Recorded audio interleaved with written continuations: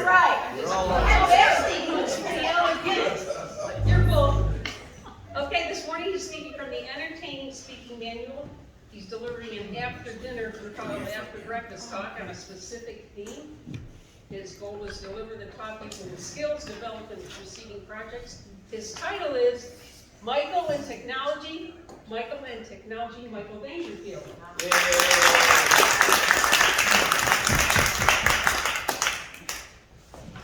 Year's 1947. What was invented, everybody, that changed the world? Anybody know? Telephone? Transistor. Oh. What would happen is that the size of electronics would start shrinking. In 1951, two handsome young men were born. And the greatest technological miracle of the age was coming on, and that was television. Now, honestly, they always said that television did not do anything, and it certainly didn't imprint on your mind, except for M-I-C. K-E-Y. Why? Because we like you. Hey, that's over for us 65 years ago, everybody. It does imprint on your mind. We grew up with television, and then what happened in the 60s, it became color television. It was amazing. And one of the things that I grew up watching, I'm sure many of us here that have gray hair, was the rocket launches that were going to the moon, the Mercury Apollo missions. And to sit there and watch those giant Roman candles. Let's all do this. 10, 9, 8, 7, 6, 5, 4, 3, 2, liftoff! Yeah! And you could hear the roar from Cape Kennedy in Colorado. That's where I grew up. It was amazing. And guess what you'd always see? They were always men, and they were always serious behind their little keyboards, and they're always watching the computers. And I'm going, computers? I want one of those. I actually went to, when in high school, I actually learned a language called Fortran. And I decided, I hate computers. Because it was awful, sitting in this little tiny room making, what they call, cutting out cards. Yeah, punch cards. So what you're going to do if you live in Colorado and you don't want to do computers, you go skiing. And guess what was the biggest technological advance in Colorado and all the skiers? The ski lift. And what it did is it totally transformed Colorado. Colorado was a defunct state. We had mined it all on out. There was not enough water for cattle and everything else, but we had enough snow. And I was one of those people. So for about the next 15 years, it was, yoo-hoo! Down the slopes I went. It was wonderful. Well, technology was moving on. Anybody knows what happened in '73? The first internet transmission happened in UCLA. One computer talked to another. Have any of you ever seen the movie, The Pirates of Silicon Valley? No. Watch it, yeah. What it is in the late 1970s, many companies started that we all know, but two of them really, maybe you've heard of them, Microsoft and Apple. Anybody hear of these? Yeah. How did they come into being? How did they invent the computer? How did the personal computer come into being to where people all around the world started saying, we can do the same sort of thing? And now you have the growth of computers. Well, what happened is 1985 was there was a railroad company, and they had just invented fiber optics. And what do railroads have that nobody else has? Tracks. Yeah. Easement rights that you could cross from city to county to state. So what did they do? They laid fiber optics all across the United States. And they became a company that is now becoming defunct, Sprint. Sprint was building the internet.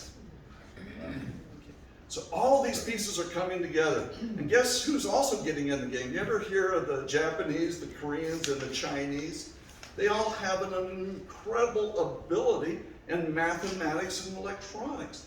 And they were starting to grow their countries with electronic instruments. And we're starting on up. Okay, so now let's go into Michael's life. I had a magical time in 1954, totally changed my life. Until that time, I had been doing construction. I had a construction company, and I was very unlucky in the mid 1980s because Grand Junction went bankrupt. Sometimes technology doesn't work. The Shell oil boom died, and if you were owning a company, you died along with it. And then also my wife died. So what happened is that I was kind of looking around for something to do. And I finally would meet this young lady, April Dangerfield, my wife now. And what she did is that she started a little tiny company called SpecType. And what SpecType did is that it did processing for architecture and engineering firms that were using a software developed by NASA called SpexNTAC. I'm getting a little technical here. SpexNTAC is written in a language called SGML, Standard Generalized Markup Language. How many of you ever been on the web like today? Come on, we all raise our hand on the World Wide Web. Yeah. You use your phones, you know, check your emails and everything else. Yeah, the language for that is HTML, Hypertext Markup Language, and it's a subset of SGML. So what happened is that they wrote this program for basically building anything for the military. And when you have a budget of approximately $650 billion a year to build stuff, you build a lot of things. And that's what we do. We did the processing for people that have to use SpexNTAC, and what they do is that they turn over the specifications to the government. Well, guess what? Nobody understood this, because it was written in the base language for computers up to 94, 95 was often DOS. And unless you understood all the coding language of DOS, you couldn't do this. Well, what happened in 1995, everybody? Anybody remember this one at all? No. Windows 95, anybody get that? Yeah. The world fundamentally changed. Fundamentally changed. Why? Because you had now an operating system that basically with minimal amount of training, anybody could understand. You can just hit an icon and turn a program on. Well, guess what? The government went ballistic with it, and my program, SpexNTAC, started going onto the Windows 95, but nobody understood it. And I said, I'm going to teach this to the world. And I had absolutely no computer experience other than a little bit of Fortran way back when. But I got up, and what I did is, I lucked out is that Southwest Division had over 1,000 people down there that needed to learn SpexNTAC. And they said, we're going to hire you to do that. And so in 2.5 years, I trained 1,000 people in this program, and I got really good at it. And then I started putting it out and built a website that says, I am the best trainer in the world. Yeah, really. Humble too. And yeah, very humble. By the way, I've never been stamped approved by the government. I've never gone through any classes by the government. I've never been in the government. But I am now going around and training the government and private companies. And I go all over the place. I go to Alaska numerous times. I go to Hawaii. I take people to Hawaii. I went out to Japan. I went to Okinawa. We have business in different islands. I still want to go to Diego Garcia. Then all over the United States, at least 5 times at the Naval Yard, and I'm actually getting contract to do them. Now, one of the reasons I got so good at it was what I did is that when you were done with my class, especially if you're in the military, you have to grade me. And I'm not a small guy. And I would just stand there and say, let me see your paper as you're walking out. And I made sure, I'm serious, I made sure that I either had 100% or an A+ or whatever marking system that they want. Because they didn't care. And that's how we kept on growing our business. Well, meanwhile, everything else is changing in the United States. What happened in 2007, everybody? The first iPhone came on out. Anybody hear the iPhones? How many of you actually have iPhones? Come on. Yeah, they were basically the cell phones that were on steroids. And actually, Dave's using mine right now. I had the other brand, the Android, and this started on up, and I just looked it up. What is one of the largest companies in the world right now? 4 times the sales of Exxon. Apple. Absolutely.